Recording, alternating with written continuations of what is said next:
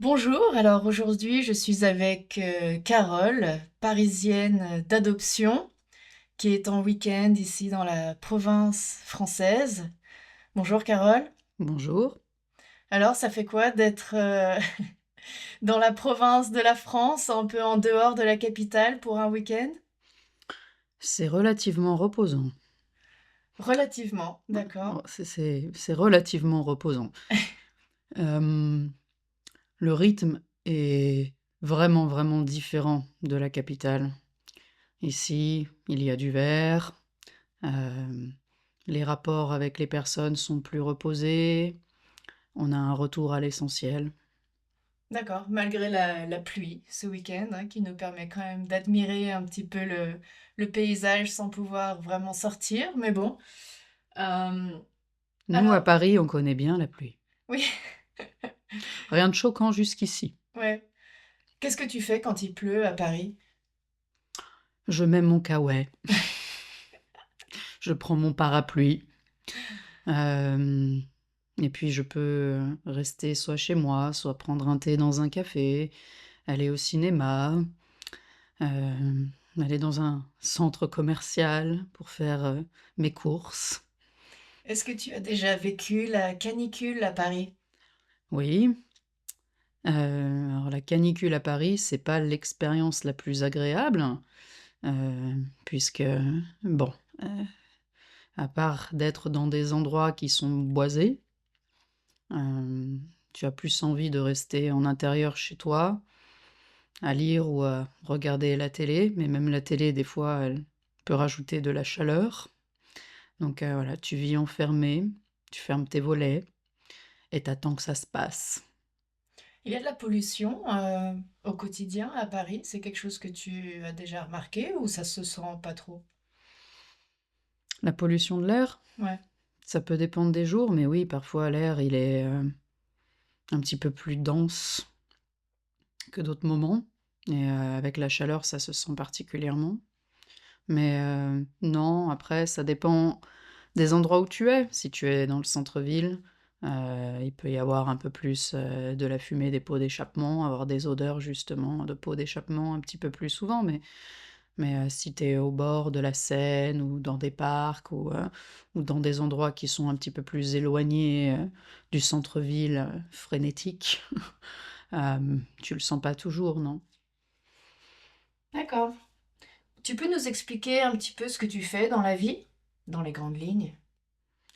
Je suis consultante en droit de la protection des données et de la cybersécurité, et j'accompagne, les entreprises à se mettre en conformité pour respecter les droits des citoyens, sur, les données qui sont traitées chaque jour les concernant par, les entreprises et par l'administration et je fais de la photographie.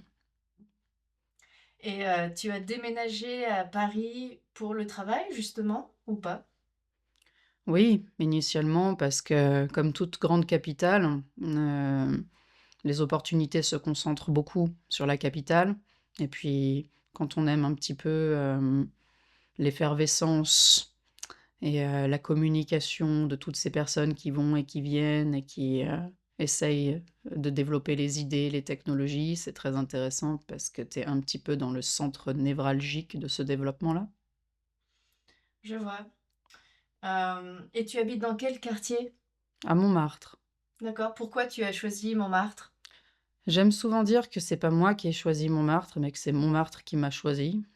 D'accord. Un petit peu par le hasard et puis parce que, je me suis tout de suite bien entendue avec ma propriétaire et en effet, je connaissais le quartier qui est vraiment typique du vieux Paris et très touristique et c'est vrai que c'est un quartier où il y a beaucoup de vie. C'est un quartier, très connu et c'est le quartier des artistes. Alors le logement, c'est un sujet un petit peu sensible, hein, par rapport à la capitale. Est-ce que tu as eu du mal à trouver un appartement? Alors typiquement, quand tu veux trouver un appartement à Paris, tu sais que tu as de grandes chances de rencontrer des difficultés car nous sommes nombreux en tant que candidats pour, chaque proposition de logement et on sait que nos dossiers vont être, étudiés avec, dextérité parce qu'il y a quand même un peu un climat de méfiance économique aussi. Donc, oui, tu sais qu'il y aura une sélection et que tu as intérêt d'être dans les bons profils. D'accord. Bien sûr, on sait tous que c'est une ville très chère, hein, comme toutes les grandes métropoles, New York, Londres et tout ça. Euh, Est-ce que ça vaut le coup de vivre à Paris? Tout dépend ce que tu recherches.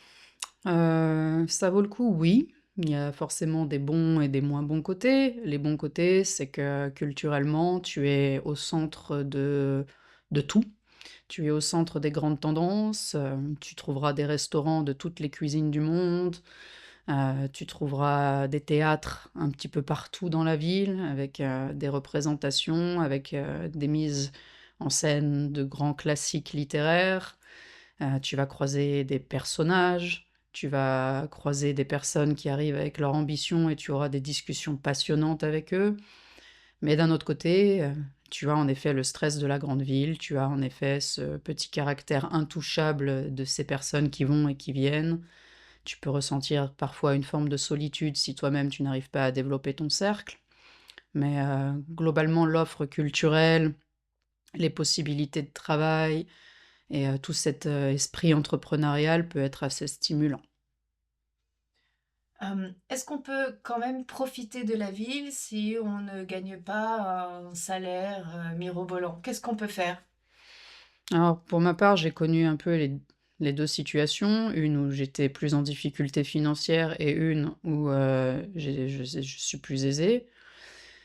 Il y a toujours des choses à faire, dans le sens où tu peux te suffire à la ville si tu aimes admirer la beauté, l'architecture et flâner dans les parcs le week-end.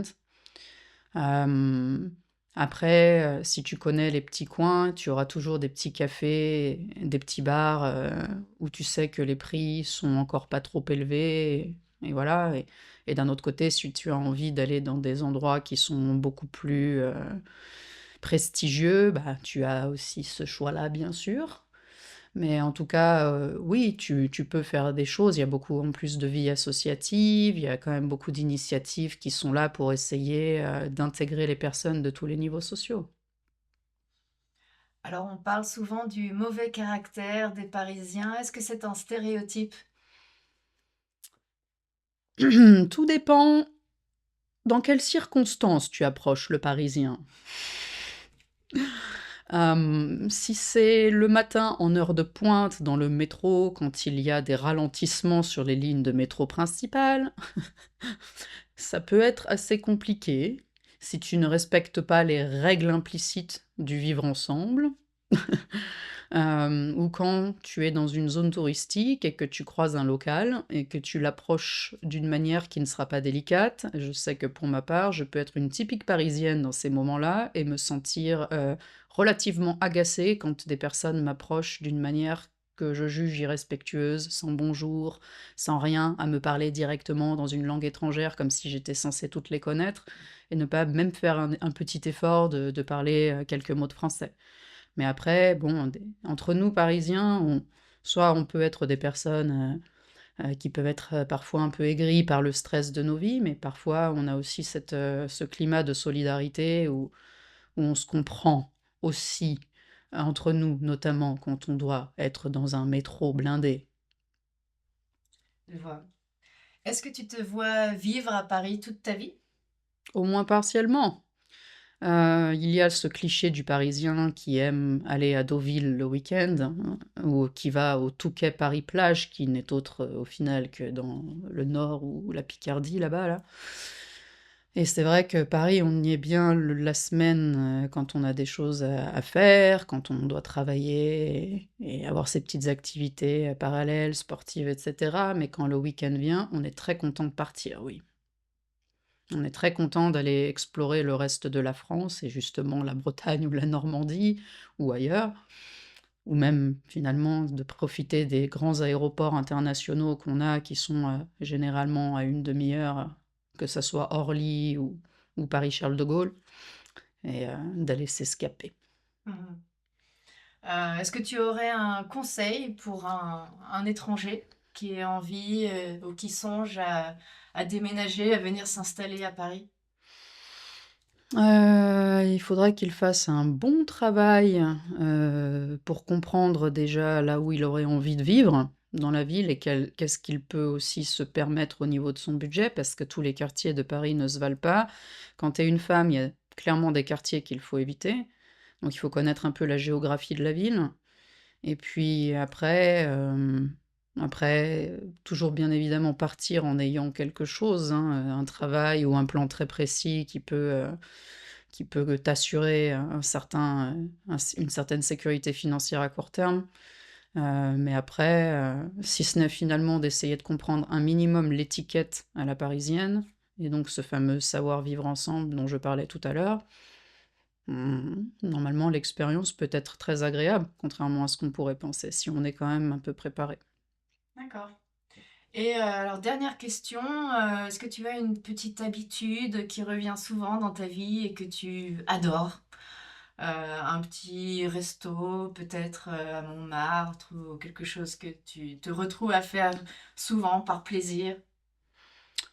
J'aime beaucoup flâner dans Montmartre le soir quand les touristes ne sont plus là Mhm.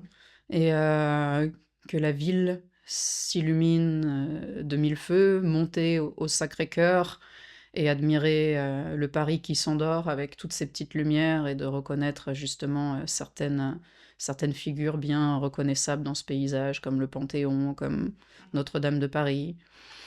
Et oui, j'ai mes petits cafés, habituels, et en vérité, on se reconnaît entre nous. Il y a une vraie petite vie locale, comme si nous étions dans un petit village, mais ça, c'est assez typique de Montmartre. C'est pas typique de tous les quartiers de Paris. Mais moi, j'adore passer, de longues heures à marcher dans cette ville qui m'émerveille toujours, en fait. Mhm. Un petit truc à manger que tu préfères? La soupe à l'oignon, avec un bon verre, de vin rouge, généralement du Saint-Émilion. Mhm. Non, et puis après à Lyon, à Paris pardon, on a, d'excellents restaurants asiatiques, dont Tran Tran Zai qui pour moi, et ce n'est pas moi qui le dis, sont les meilleures nouilles, sichuanaises de Paris. Très bien. Bon, bah, merci beaucoup hein, pour ces réflexions. Et tu rentres quand à Paris? Demain soir. Demain soir. Tu as hâte? Oh, d'un certain côté oui, je suis toujours contente quand je rentre et que je vois le Sacré-Cœur pointer quand j'arrive vers chez moi, parce que j'ai cette sensation d'être à la maison. Mais après bien sûr qu'il y a certaines choses qui me manquent un petit peu moins, Mhm. comme un peu des fois la saleté qu'il peut y avoir dans mon quartier sur une fin de journée, Ouais, ouais. ou après qui a été très touristique. Et justement, bon, on a quand même un taux de jour un petit peu plus gris, plus souvent que dans la région, lyonnaise, par Mhm. exemple. Donc de dire que dans certains endroits de la France, il fait très beau et que tu rentres à Paris et qu'il fera gris, ah! C'est un petit peu moins réjouissant, mais heureusement, nous avons quand même quelques jours, nous aussi, où il fait beau. C'est vrai, pas comparé avec nos amis de Londres, hein, mais Ouais, ouais, ouais. Et j'ai oublié de te demander par rapport à la pollution sonore, est-ce que c'est un problème pour toi, le bruit? oui, c'est vrai que ça aussi, ça peut être un sujet, dans le sens où dans Paris, il y a souvent des travaux, ici ou là, des ravalements de façade, et que dans certains, immeubles, l'isolation sonore est pas encore optimale. Mais bon, c'est, On ça s'y dép habitue?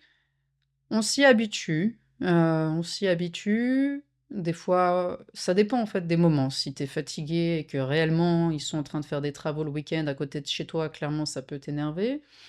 Mais il y a des moments aussi qui sont très calmes. Mais c'est vrai que non, c'était la période avant les jeux olympiques qui a été très intense en travaux, parce que justement il fallait qu'ils soient prêts avant les jeux olympiques, et pendant les jeux olympiques, on avait beaucoup moins de travaux puisque la ville était en ordre, et donc là c'était très calme, et donc les Parisiens, je pense que c'est la période où nous avons eu nos nerfs apaisés de notre histoire, parce que justement, il y avait plus tous ces travaux et enfin, ouais, c'est Mmh. les travaux sur le métro, les travaux de façade et cetera. Mais, D'accord, c'est vrai que ça peut parfois faire partie des petits inconvénients aussi, oui. ouais.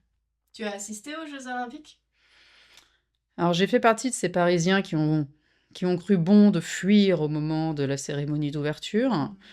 Mais qui, quand je suis rentrée après chez moi, a pu constater qu'il y avait une ambiance, très internationale, très bienveillante. Bon, on avait aussi toutes les polices du monde qui étaient présentes, donc on n'a jamais vu Paris autant en ordre, finalement, que pendant les JO, ce qui était assez appréciable. Ouais.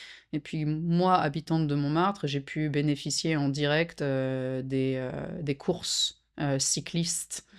qui avaient lieu et sur lesquelles il y avait plusieurs boucles dans Montmartre. Donc ça, c'était très cool. C'était un petit moment de synergie, de communion entre les Montmartrois locaux et entre Mmh. finalement cette population venue du monde entier pour y assister. D'accord. Ça fait combien de temps que tu habites à Paris maintenant? Plus de 6 ans. Tu te considères parisienne à 100%? Indéniablement, à 100 non, puisque je suis quand même aussi lyonnaise et que c'est une identité, assez forte qu'on ne Mmh. peut renier. Mais comme je dis souvent, je suis une Parisienne lyonnaise. Mais oui, oui, en effet, le fait de vivre à Paris est quand même quelque chose qui s'incruste assez rapidement en toi. Tu prends rapidement des habitudes, qui, quand tu quittes Paris, te frappent assez rapidement, oui. Comme finalement l'activité le dimanche dans les autres villes de France. Ou le manque d'activité? Exactement, le manque voilà, c'est certain qu'en plus, quand tu vis dans un quartier enfin dans un quartier touristique, bon, on a toujours tout à proximité et voilà, tu peux trouver de quoi te nourrir même quand tu rentres, tard chez toi et ça fait partie des aspects qui sont très appréciables et surtout qu'en plus, comme je disais, on a cette petite vie locale donc quand tu vas dans ton petit café ou ton petit restaurant habituel qui ferme à 00:00, même un dimanche soir et ils te reconnaissent, ils viennent un petit peu faire la conversation avec toi et c'est quand même des petits moments qui peuvent sembler, assez privilégiés. Eh bien, merci beaucoup, Carole. Profite bien du reste de ton séjour à la campagne. Merci, Et merci encore. merci à toi.